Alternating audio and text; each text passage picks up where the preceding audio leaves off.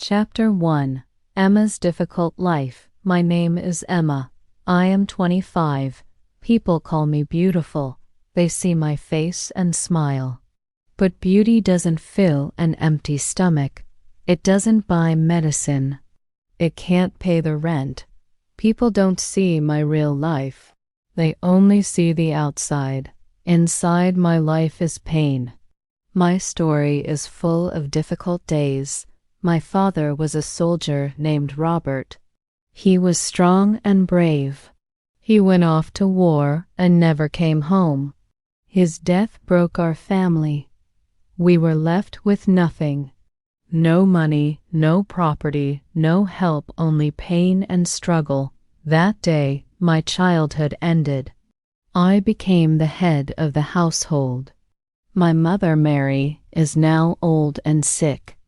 She coughs every night and needs medicine every week. The medicine is expensive. My salary goes there first. Every time I buy it, it feels like my hands are bleeding. But I have no choice. Without it, she can't breathe well. She looks at me with tired eyes. I smile back. I tell her I'm strong, but she knows my body is weak. She knows I skip meals. She knows I lie when I say I've already eaten. I have 2 little sisters. Lily is 12 and Grace is 10. They are innocent. They want to study, to play, to live a normal life, but I can't give them that. They wear old clothes. Their school bags are torn. Sometimes they ask, "Sister, can we have rice today?" I say yes, but in my heart I know there is no rice at home. I tell lies every day to keep them happy. I tell them stories about a better tomorrow. I tell them we will eat well and our life will change, but I don't know when. I work at a cinema selling tickets. I take money from customers, smile and say thank you. The job looks simple, but it's hard. I stand all day. My feet and my back hurt, but I can't complain. If I lose this job, my family will starve. Every coin I earn goes to rent, food, and medicine. At the end of the month, nothing is left. Not for me, not for Joy, not even for a single sweet. Many nights, we eat very little. Sometimes it's just bread and water. I give my portion to my mother and sisters. I drink water and go to sleep hungry. I tell them I ate at work. They believe me. They don't know my stomach burns. They don't know I cry silently after they sleep. I cry because I want to give them a better life. I cry because I feel helpless. But I never let them see my tears. I must stay strong for them. I remember one night my mother's cough was very bad. She needed medicine, but I had no money left. I searched my bag, counting the coins again and again. It wasn't enough. I thought of asking my uncle for help, but he had already stolen the little my father left us. He took our land and our savings. He left us with nothing. I hated the thought of asking him. He had no kindness in his heart. That night, I held my mother's hand. I told her, "Tomorrow, we will get the medicine." She gave a weak smile. She knew I was lying. She closed her eyes and prayed instead. Every day I wake up afraid. What if I can't pay the rent? What if my mother gets worse? What if my sisters have to leave school? Being poor isn't just about hunger. It's fear. It's shame. It's standing in front of the shopkeeper and asking for one more day to pay. It's watching your mother give her food to her children and pretend she is full. It's wearing the same dress over and over until it tears. It's losing your dreams and holding on to nothing but pain. Still, I fight. I fight every day for my family. I fight to survive. People ask me, "Why do you still smile?" I smile because I don't want the world to see me broken. I smile because my sisters need hope. I smile because if I fall, they fall with me. Sometimes I sit alone and think about life. Other girls my age dream of love, marriage, and a bright future. I don't dream. I can't afford to. My life is about survival. I don't think about a husband or romance. I think about medicine, school fees, and rent. My love is for my family. My dream is to keep them alive. But deep down, my heart is still a woman's heart. Sometimes when I see couples laughing outside the cinema, I feel a sharp pain. I ask myself, why can't I have that? Then I remind myself, rich boys never marry poor girls. They play and then they leave. Poor girls like me are only toys in their eyes. That's why I protect myself. That's why I don't trust anyone. My life is heavy, but it is mine. I have chosen to carry my family on my shoulders. I have chosen to work. I have chosen to give up my own dreams. I am poor, but I am honest. I am poor, but I am loyal. I am poor, but I still believe in God's plan. Maybe one day something good will happen. Maybe one day someone will see my heart and not my poverty. But until then, I will fight alone. This is my story. This is Emma's life. It is not beautiful. It is not easy, but it is real. And it is full of pain, sacrifice, and a little hope. Chapter 2. The rich stranger life continued with the same pain. I worked at the cinema every day. My body was tired, but my mind was even more exhausted. I thought nothing new would ever happen. I thought my days would always be the same. I thought my future was only struggle. But one evening, something began to change. A young man came to the cinema. He looked different from the usual crowd. His clothes were neat. His walk was calm. He looked rich. He bought a ticket like everyone else, but he didn't go inside. Instead, he sat on a sofa outside the hall. At first, I didn't pay much attention. Maybe he was waiting for someone, but the next day he came again. Same ticket, same sofa, same silence. I started to notice him more. He was watching me, not in a bad way, but with a quiet focus. I felt uneasy. Why was he here every day? Why was he looking at me? Rich boys often play games. I'd heard many stories. They get close, make promises, and then leave. They have money, so they think poor girls will run after them. I told myself he was no different. I tried to ignore him, but he didn't stop. Days passed, then weeks. He kept coming. He always bought a ticket, but never watched the movie. He just sat outside, sometimes giving a soft smile when our eyes met. I felt angry and scared. Why is he wasting his time? What does he want from me? I avoided his eyes. I stayed busy. Still he came. Every evening his presence was there like a shadow. Slowly I began to wonder. Why would a rich man sit for hours just to look at a poor girl? He never tried to touch me. He never tried to talk much. He just sat there, as if waiting. It made no sense. After some days, he tried to speak. He came to the counter and said softly, "Can we talk?" His tone was gentle, not proud or rude, but I refused. "No, I am busy," I said, turning away. My heart was guarded.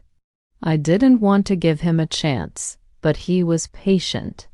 The next day, he came again. "Please, just one word." "I only want friendship," he said. I shook my head. "I don't talk to strangers." He didn't get angry. He didn't push. He just nodded and sat back down.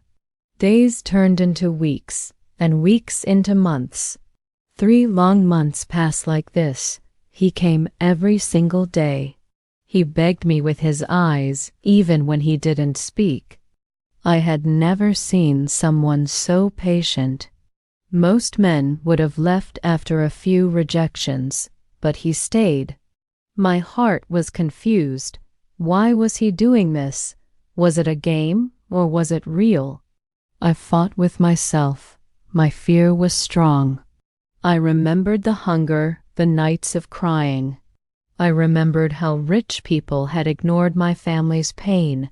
I thought he was the same. I thought he would leave one day. But my heart kept asking, if he only wanted to play, why wait 3 months? One evening, as I was closing my counter, he stood up and came close. He looked tired, but his voice was soft. Emma, please. Just one chance. I am not here to hurt you. I only want to be your friend, nothing more. Hearing my name from his mouth shocked me. How did he know? Then I remembered my name tag. Of course, he had seen it. I looked into his eyes for a moment. They weren't proud. They were full of hope, a strange kind of hope. I wanted to refuse again. I wanted to stay strong. But my heart was weak that day. 3 months of patience had broken my wall. I sighed. Only friendship, nothing else. He smiled as if I'd given him the world.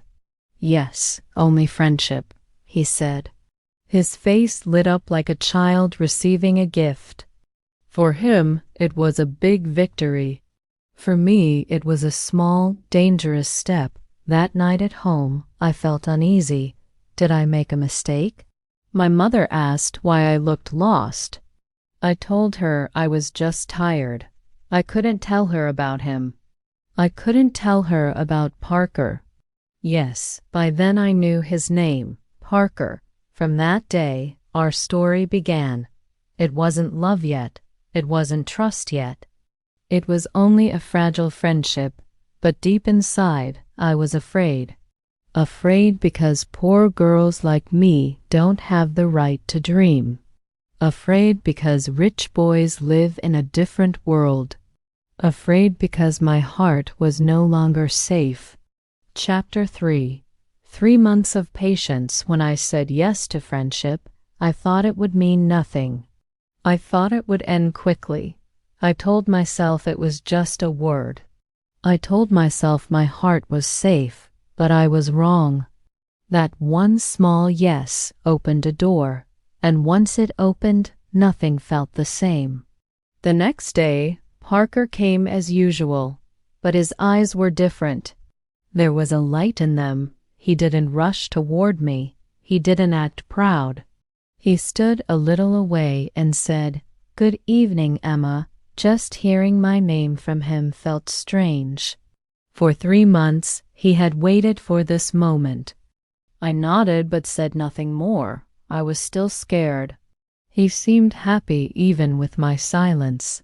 He sat down and stayed until the show ended. When people left, he waved goodbye like an old friend. That smile stayed in my mind all the way home. Days passed. Parker began to talk a little more. Simple things. Did you eat today? Are you tired? How is your family? At first, I didn't answer, but slowly I gave short replies. Yes, I'm fine. They're okay. I tried to keep my answers short. I wanted to protect myself, but I could see his happiness even in my few words. It was as if one word from me gave him strength for another day.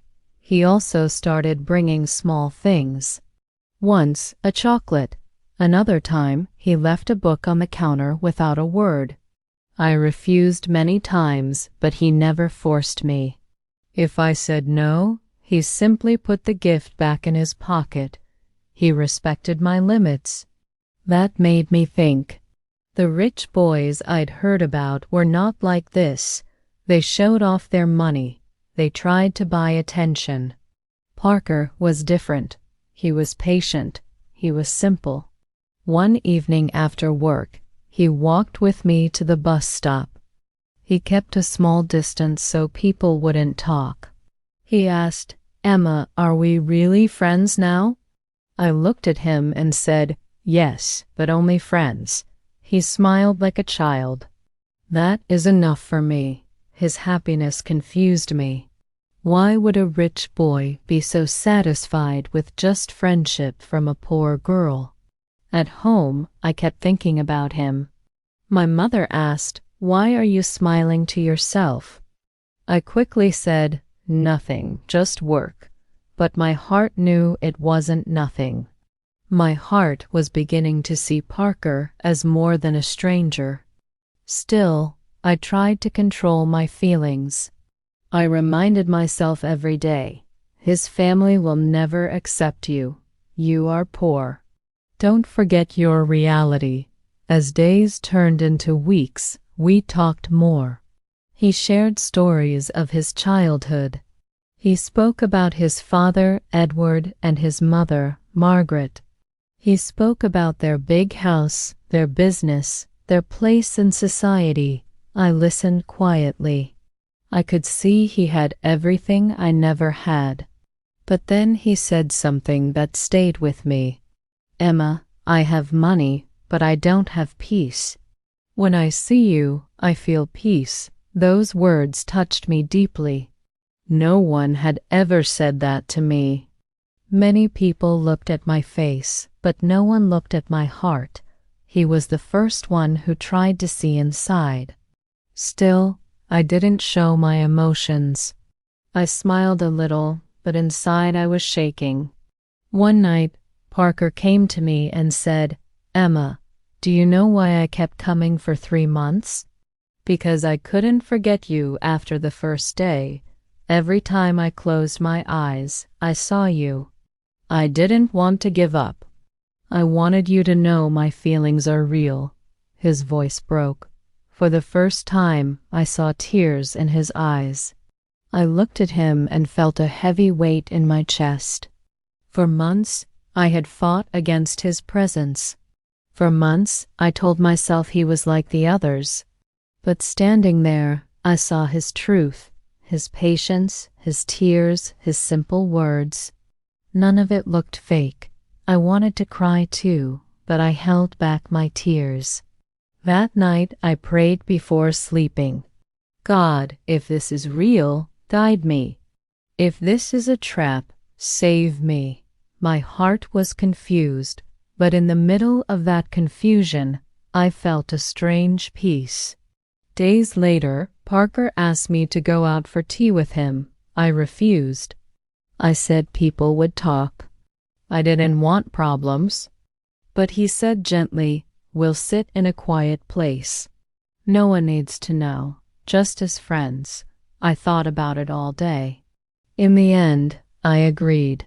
We met at a small tea shop far from the cinema.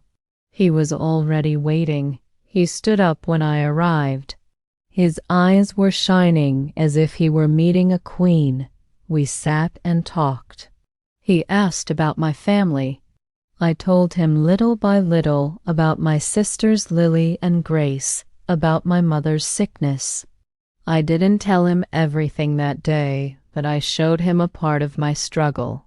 He listened carefully without interrupting. After that day, our friendship grew stronger. Parker started secretly sending food for my family. I refused many times, but he found ways. Sometimes he paid the chemist for my mother's medicine and told me later.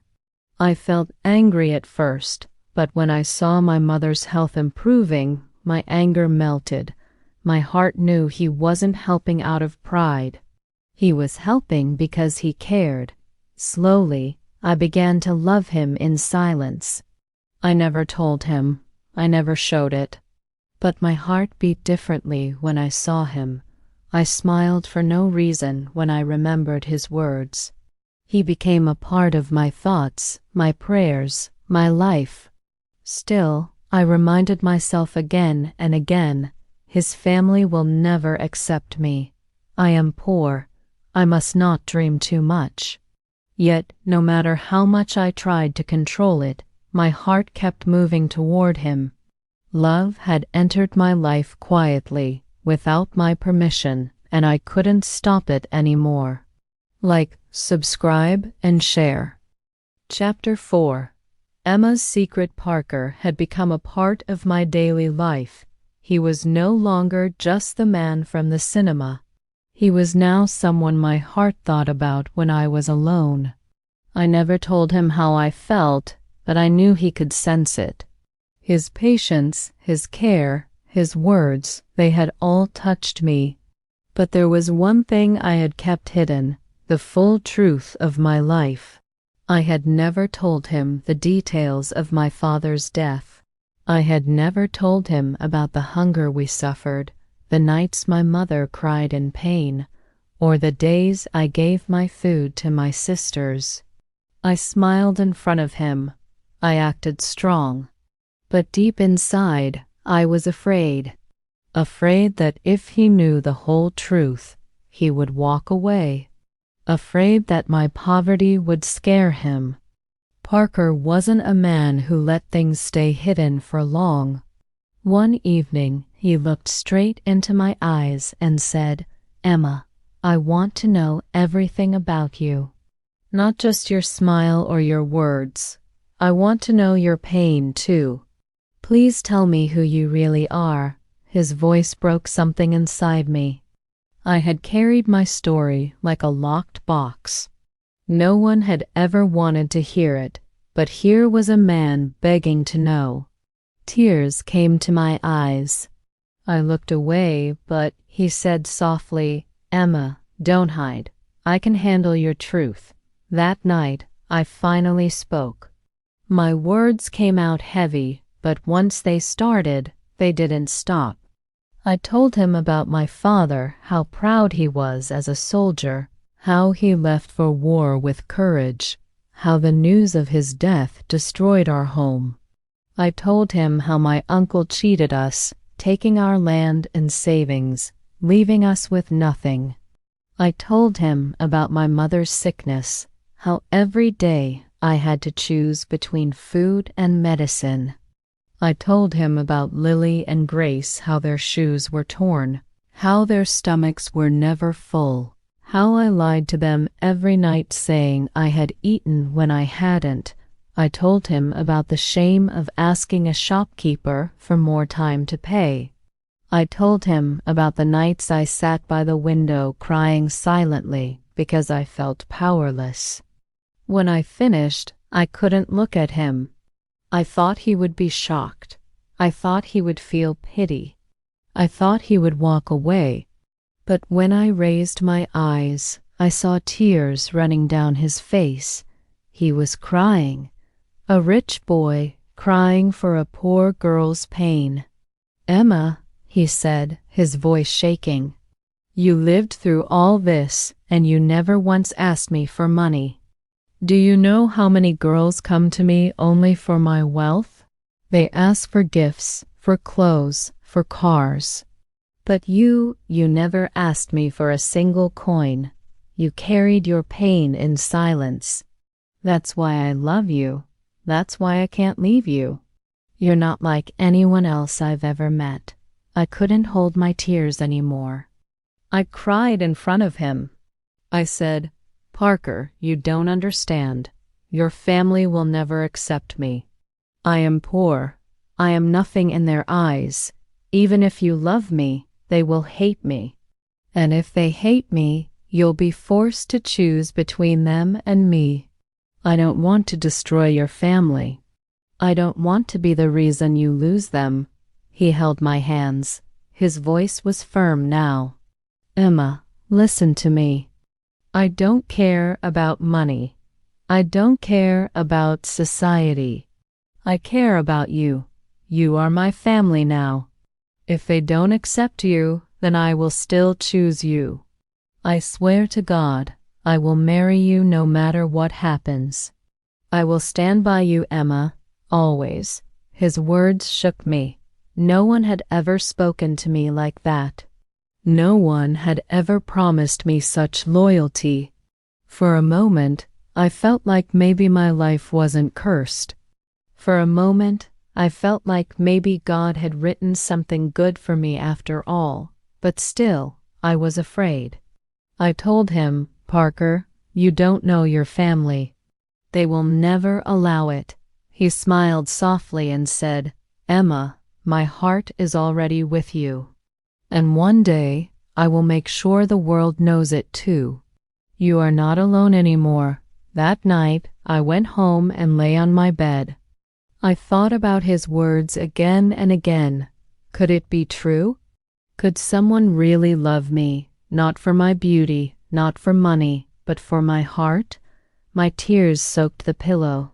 But for the first time in years, they were not only tears of pain. They were also tears of hope. Like, subscribe, and share. Chapter 5. The family's anger after Parker promised he would never leave.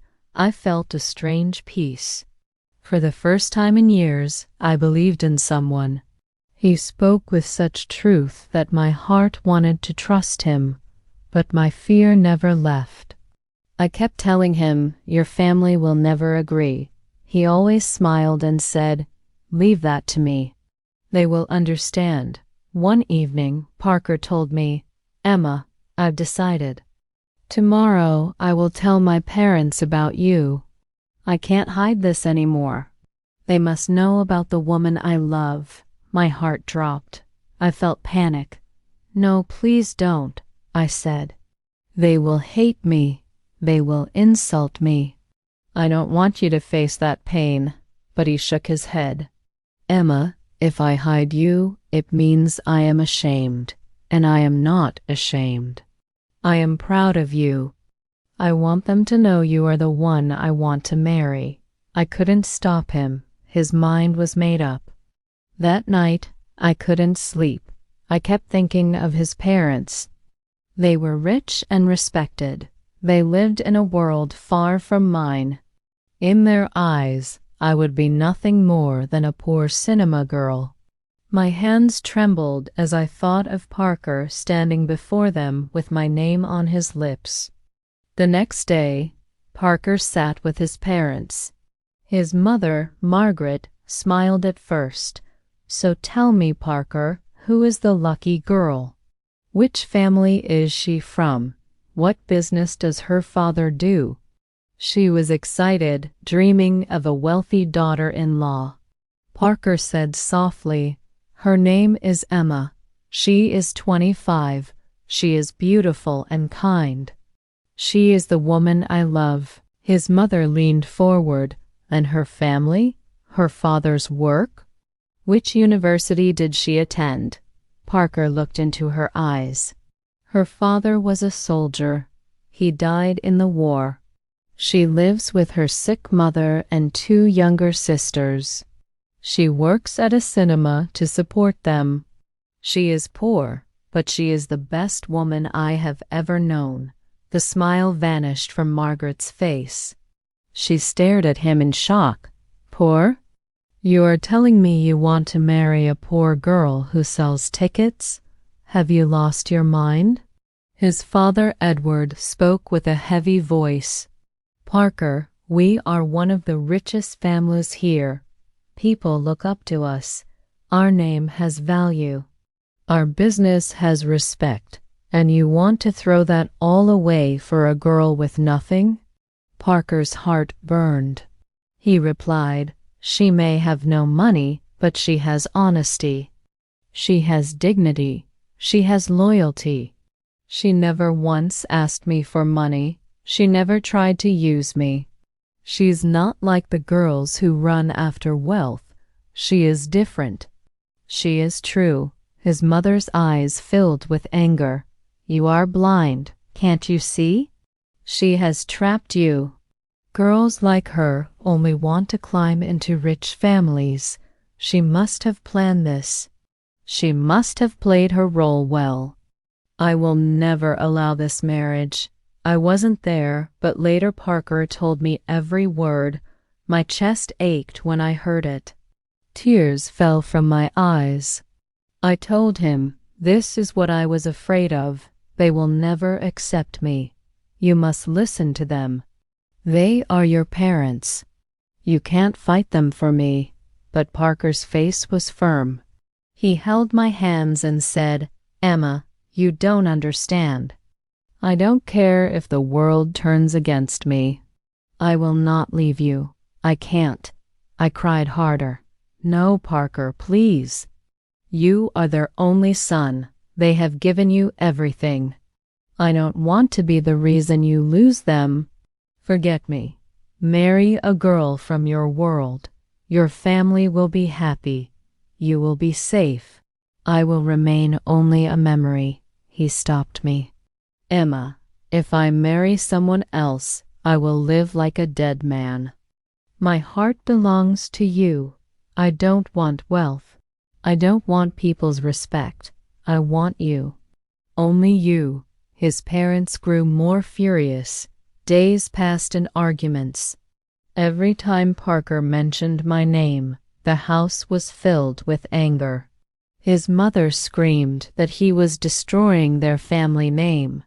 His father warned he would lose his inheritance. Still, Parker did not bend.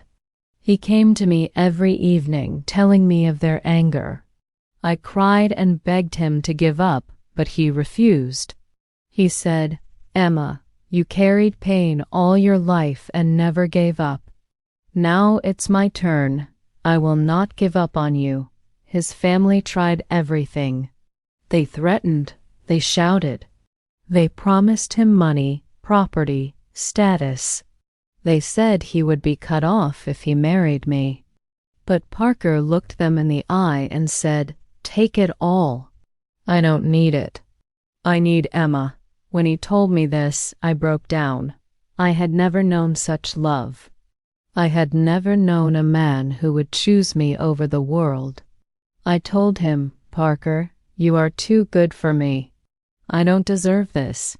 He lifted my chin and said, "Emma, don't say that. You are the reason my life has meaning." In that moment, I realized something. His fight was no longer just about me. It was about what love really means. It was about proving that money and power are nothing compared to a true heart. Like, subscribe, and share.